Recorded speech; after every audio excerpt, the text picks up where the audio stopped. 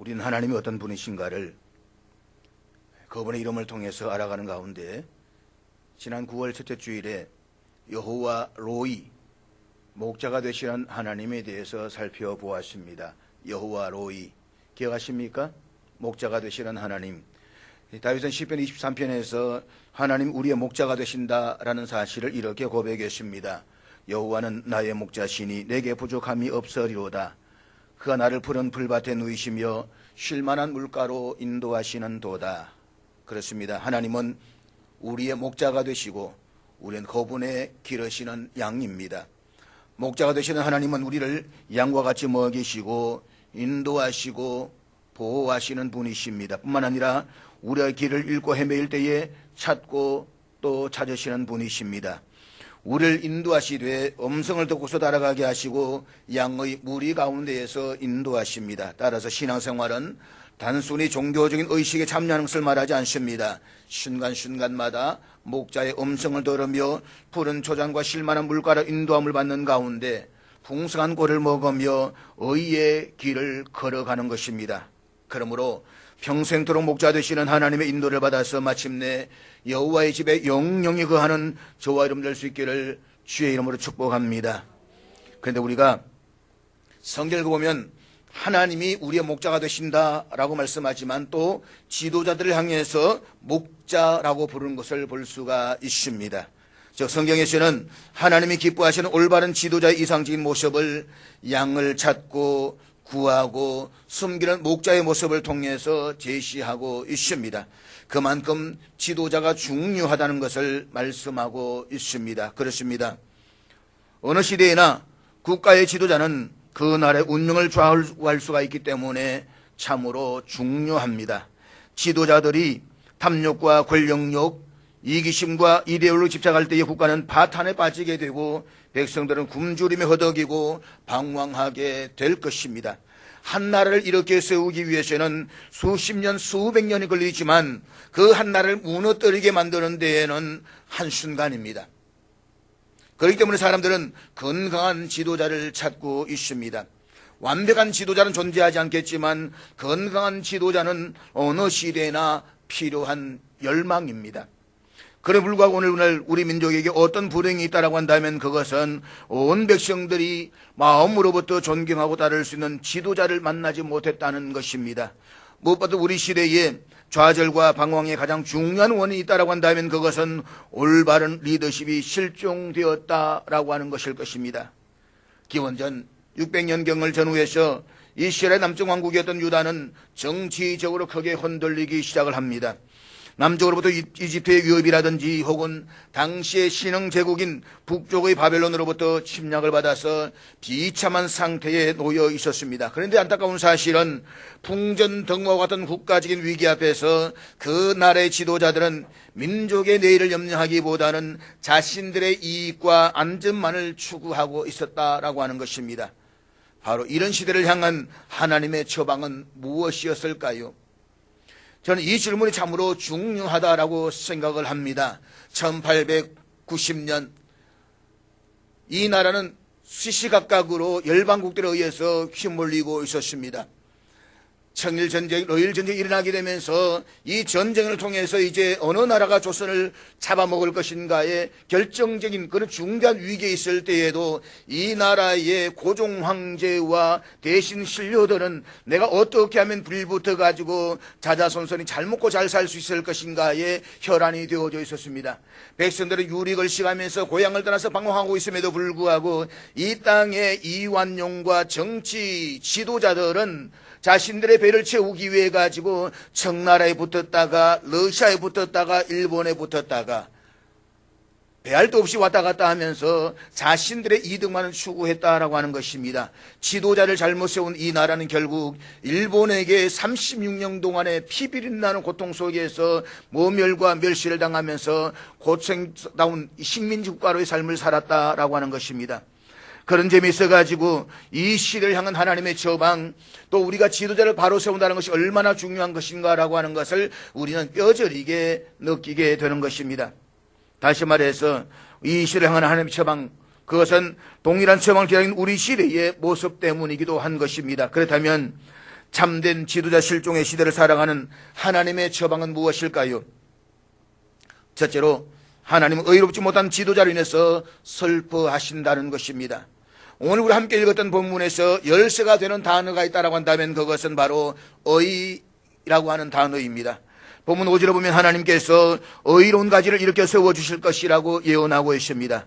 그리고는 세상에서 정의와 공의를 행할 것이라고 말합니다. 이어지는 6절에서는 다윗에게 나오는 한 의로운 가지로 묘사된 그분의 이름이 여호와 치드케누, 여호와 우리의 의라고 불리우실 것이라고 말씀을 합니다.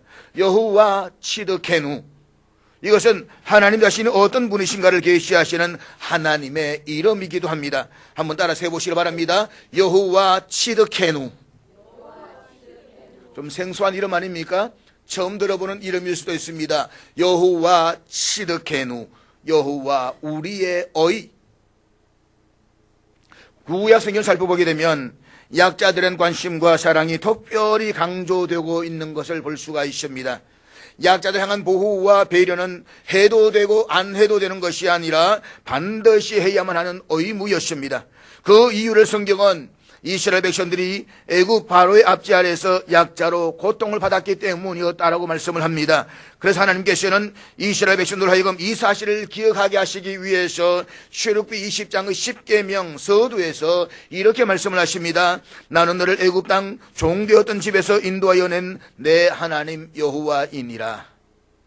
하나님께서 이 말씀을 기억하면서 지도자로 하여금 하나님의 공의를 수행해야 할 책임과 또 약자들을 돌보는 일을 아주 중요하게 여기도록 말씀을 하십니다. 그래서 고아와 과부와 나그네를 불쌍히 여기고 긍휼히 여기는 삶을 살아야만 했습니다. 고아와 과부와 나그네를 무시하는 곧 만군의 여호와 나 여호와를 무시하는 것이다 라고 말씀을 하시면서 하나님 이들과 하나님을 같은 선상에서 놓고 계시는 것도 성경의 핵심인 것입니다. 가난하고 힘없고 연약한 자들이라고 불공평과 불의로 억울한 일을 당하게 해서는 안 됩니다.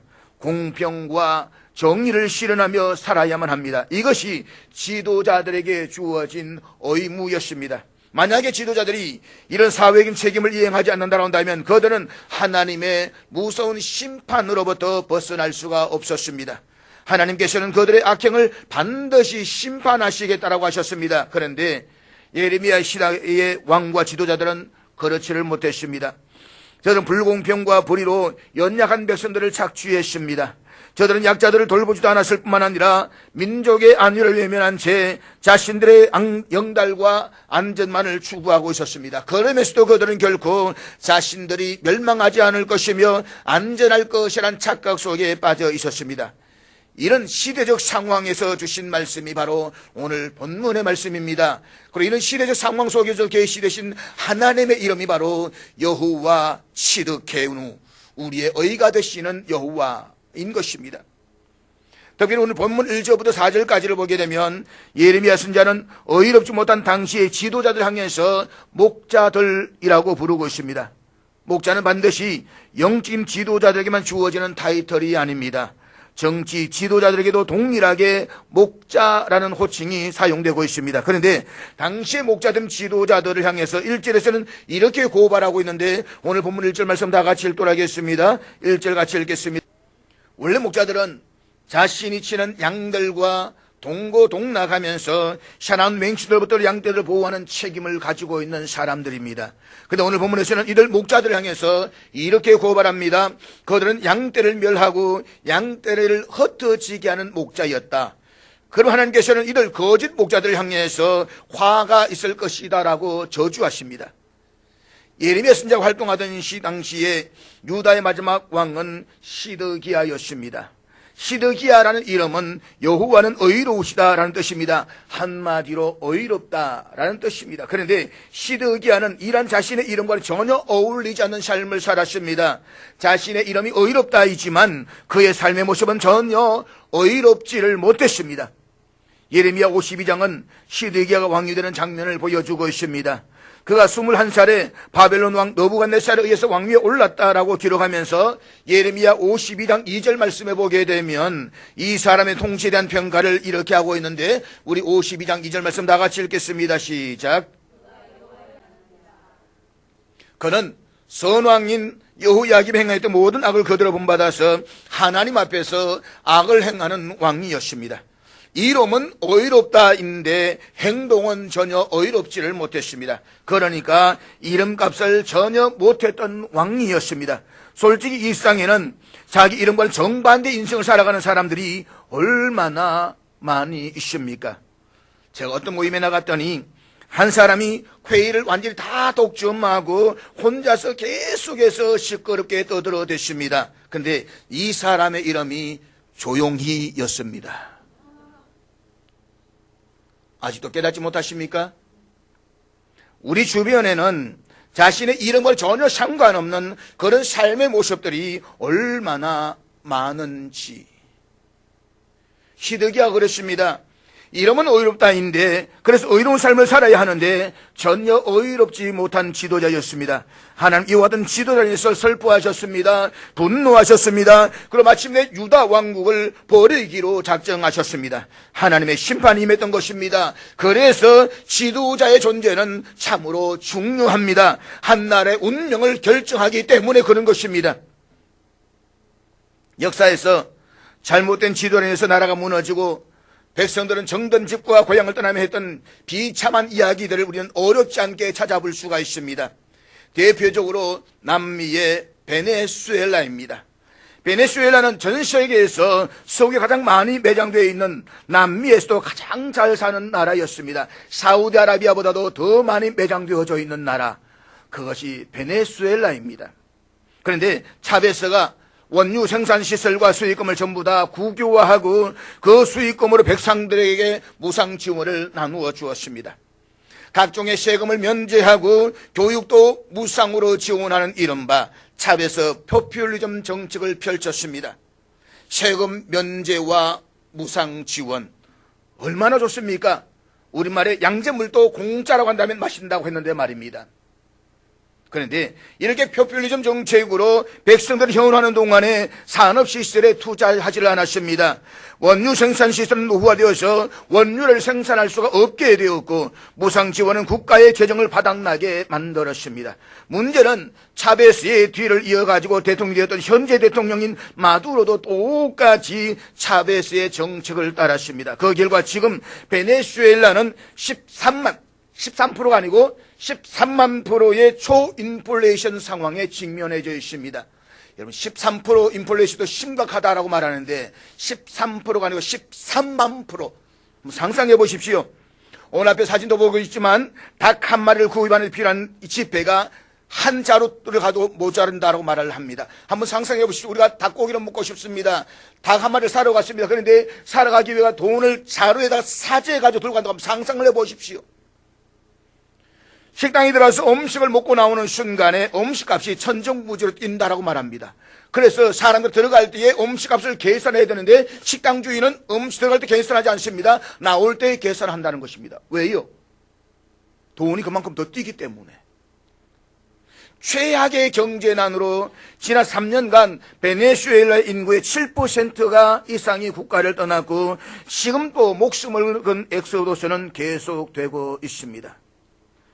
지도자를 잘못 선택한 결과가 얼마나 끔찍한 것인가를 지금 우리는 이 베네수엘라를 통해서 두 눈으로 똑똑히 보고 있습니다. 그렇기 때문에 우리는 이 땅에 의로운 지도자가 세워질 수 있도록 계속해서 기도를 해야만 합니다. 그리고 건강하고 의로운 지도자를 뽑아야 되는 것입니다. 물론 완벽하게 의로운 지도자란 존재하지 못할 것입니다. 그럼에도 불구하고 건강한 지도자는 여전히 필요한 것입니다.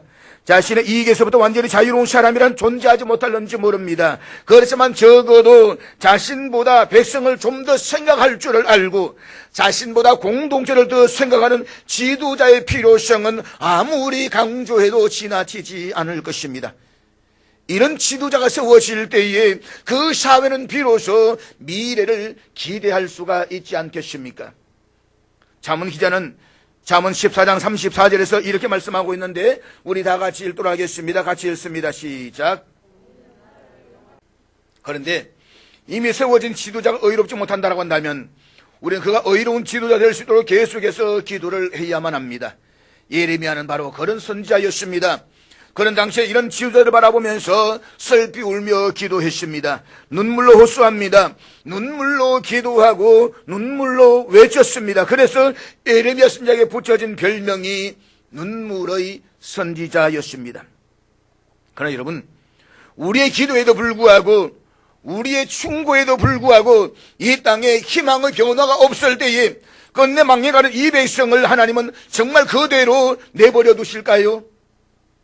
아닙니다. 소위 참된 지도자 실종의 시대에 주의 백성들을 향한 하나님의 다음 처방이 있습니다. 그것은 둘째로 하나님은 의로운 지도자를 친히 세우겠다라고 언약하십니다. 하나님께서 한 시대 그리고 주의 백성들을 향해서 분노하고 책망하실 때에 그저 책망만 하시는 분이 아닙니다. 그는 희망의 대안을 제시하면서 새로운 미래를 보여주십니다. 하나님 항상 한 시대를 진단하고 비판하실 때에 동시에 그는 안타까운 마음으로 희망의 미래를 항상 제시하고 계십니다.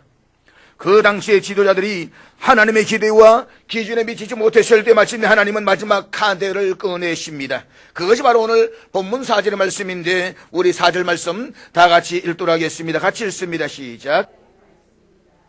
4절은 내가 라는 말씀으로 시작을 합니다. 하나님께서 직접 지도자를 세우겠다고 말씀하십니다. 같은 말이 5절에서도 반복됩니다. 내가 다윗에게 한 의로운 가지를 일으킬 것이라. 지금의 왕을 비롯한 지도자들은 백성들을 잘 살피고 옳은 길로 인도해야 함에도 불구하고 오히려 그들을 파멸하게 하고 흩어지게 했습니다. 그렇기 하나님께서는 구체적인 대안으로 그분이 역사 속에 직접 개입하시고 지도자들을 세우시기로 약속하십니다. 5절과 6절의 말씀은 성경에 아주 유명한 예언의 한 대목입니다. 구체적으로 하나님이 세우실 지도자는 다윗의 후손으로 오실 것이라고 예언을 하십니다. 다윗에게 한 의로운 가지가 일할 것이라고 말씀을 하십니다. 그는 지혜롭고 공의롭게 지도자로서 백성을 다스리게 될 것이라고 말씀을 하십니다. 그리고 6절에서 그의 이름이 바로 여호와 츠드케누, 공의로운 여호와가 될 것이라고 말씀하고 있습니다. 바로 이 대목에서 성경은 아주 흥미로운 단어의 게임을 하고 있습니다. 이 대목이 아주 흥미롭습니다. 제가 유대의 마지막 지도자요 마지막 왕의 이름이 시드기야라고 했습니다. 우리말로는 시드기야라고 말하지만 히브리어는 시드키야후라고 부릅니다. 시드키야후. 그러니까 의롭다 혹은 정의롭다는 뜻이 차디크와 여호와의 초역인 야흐가 결합되어 가지고 여호와는 정의롭다 혹은 여호와는 의로우시다라는 뜻입니다. 시드기야라는 이름의 시드키야후와 의로우신 여호와라는 뜻의 시드케누, 시드키야후, 발음이 참 어렵습니다.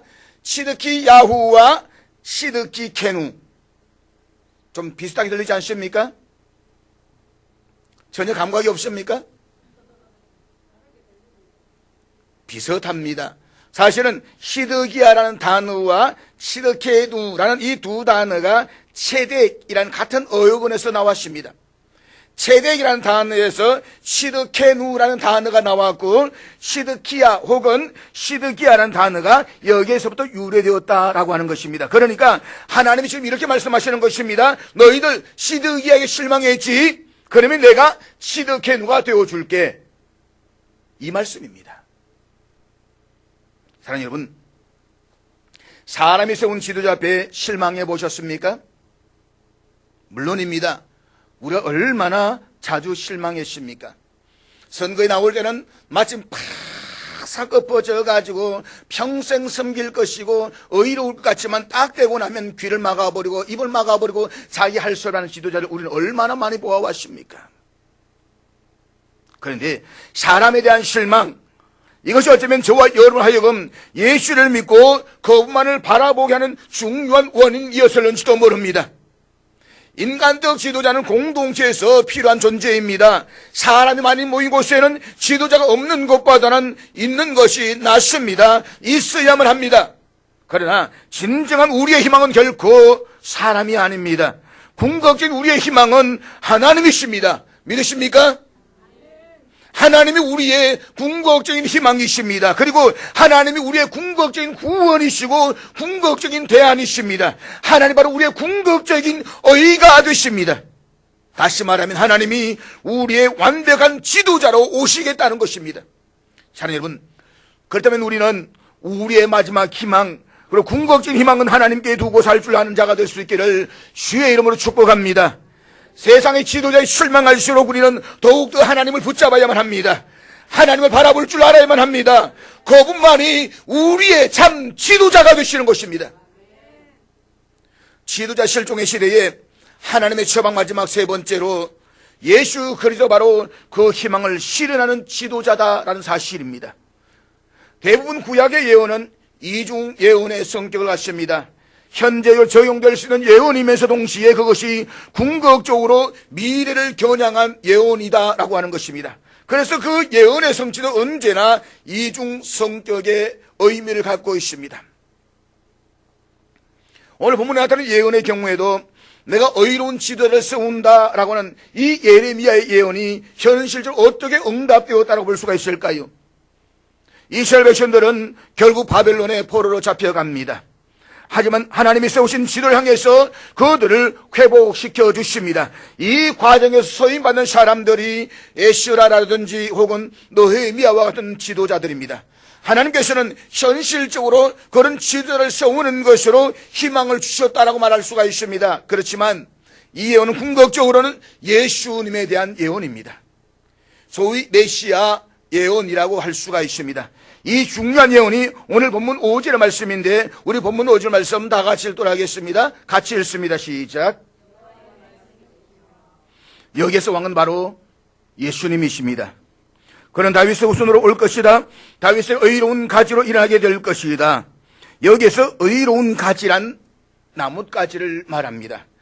그런데 어떤 성경학자는 여기에서 가지라는 번역보다는 의로운 싹이라고 하는 것이 더 좋은 번역이다라고 했습니다. 새싹이다. 일반적으로 가지라고 말하면 우리는 여러 가지의 가지를 상상할 수가 있습니다. 그런데 예수님은 다윗의 후손으로 오는 왕실의 여러 후손들 가운데 한 사람 정도가 아니라는 것입니다. 그는 전혀 새로운 새싹입니다. 성경은 예수님이 다윗의 후손으로 오시는 것은 틀림없지만 모든 사람과 차별화되는 독특한 리더로 오실 것을 예언하고 있습니다. 그래서 신약성경은 마태복음 1장 1절에서 이렇게 시작되고 있습니다. 아브라함과 다윗의 후손 예수 그리스도의 세계라. 그 예수의 별명 중에 하나가 바로 여호와 시드케누, 우리의 의가 되시는 주님이시라는 것입니다. 저를 포함해서 이 땅의 모든 지도자들이 결국 의의 기준에 이루지 못하고 실패하는 가장 중요한 원인이 어디에 있을까요? 그것은 바로 죄 때문입니다. 예수님은 이 죄의 문제를 해결하기 위해서 오셨습니다. 그러나 예수님은 단순히 죄 문제만을 해결하기 위해서 오신 것이 아닙니다. 더 적극적으로 말하면 그는 의의 문제를 해결하기 위해서 오신 것입니다.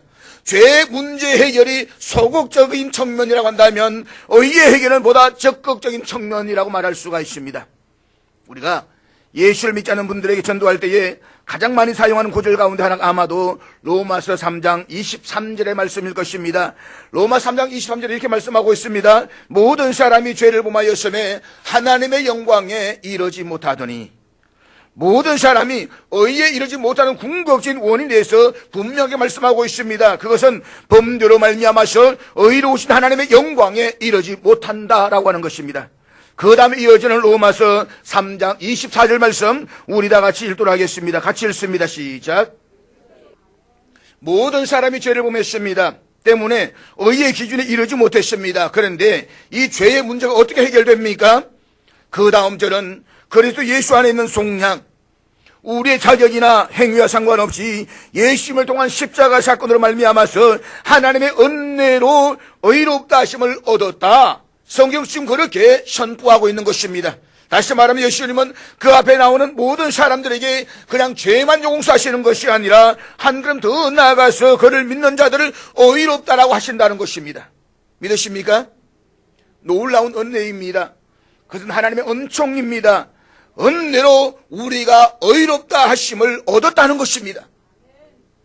존 번연에 있었던 유명한 철로 역정을 읽어보면 거기에 기독인 크리스찬이 계속 여행을 하면서 날 십자가 언덕에 도달하게 됩니다. 그곳에서 그는 세 천사를 만납니다. 첫 번째 천사가 그가 입고 있던 누드 같은 옷을 벗겨주면서 이렇게 선포합니다. 내 죄가 사함을 받았느니라. 그리고 두 번째 천사가 나타나서 그에게 아름다운 새 옷을 입혀줍니다.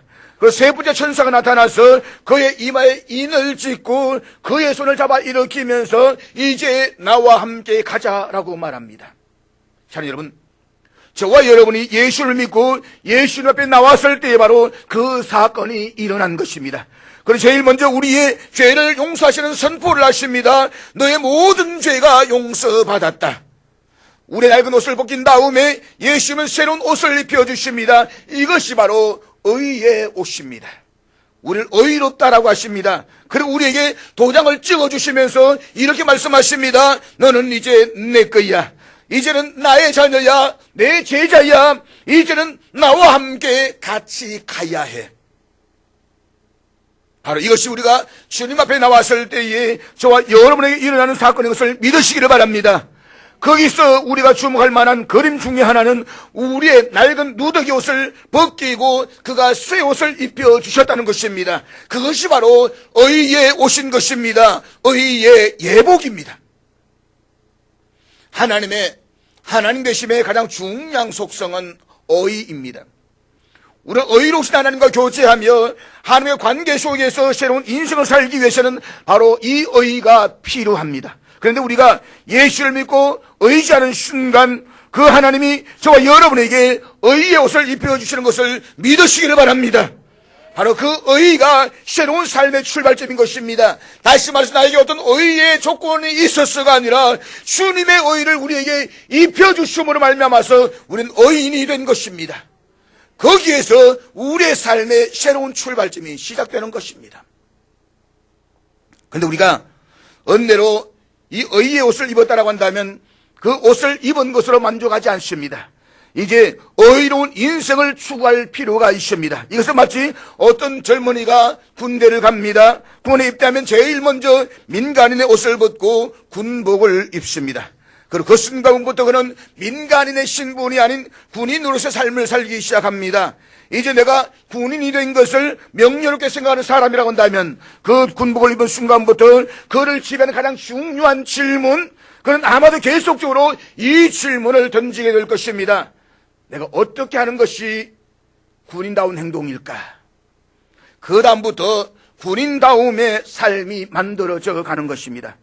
크리스천의 삶도 마찬가지입니다. 저와 여러분 예수 앞에 나와서 예수님이 누구인가를 깨닫고 그분을 나의 구세주와 주님으로 믿었을 때에 주님께서는 저와 여러분의 죄를 용서하실 뿐만 아니라 우리를 의롭다라고 선포해 주십니다. 그리고 의의 옷을 입혀주십니다. 우리가 정말로 은혜로 의의 옷을 입었다라고 한다면 이제 나를 의롭다라고 말씀하신 바로 그분 예수님을 따라서 살고 싶어하는 그러한 욕망으로 가득 차게 되는 것입니다. 예수님을 따라 살고 싶어하는 욕망, 이것을 다른 말로 표현한다면 의에 줄이고 목말라 하는 인생입니다.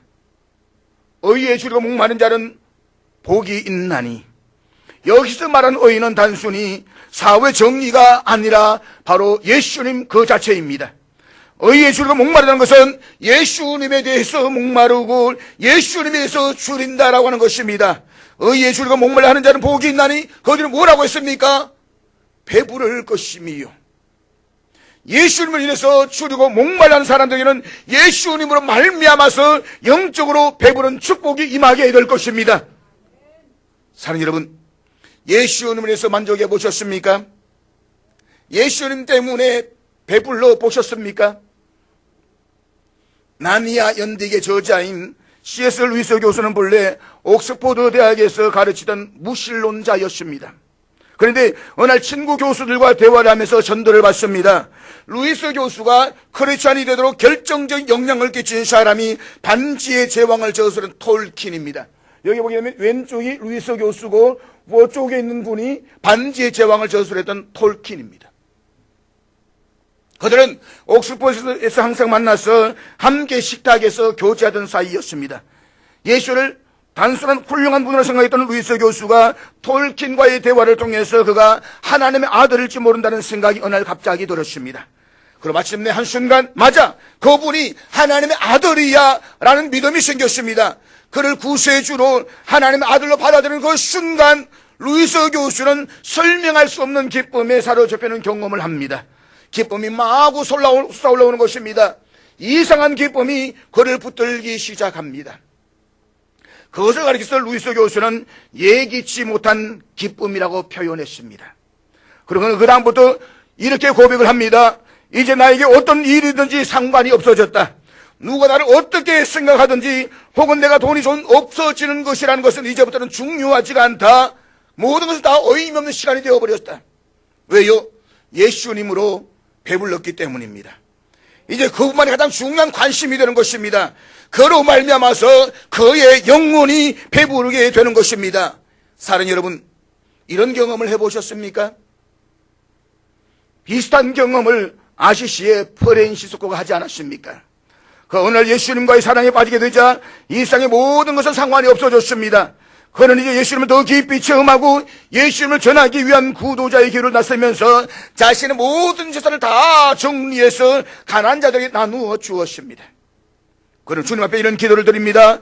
오 나의 사랑이신 예수여, 당신은 나의 의, 당신은 나의 구원, 당신은 나의 전부이십니다. 세상의 모든 것은 이제 나와 상관이 없습니다. 이제부터 당신만을 구합니다.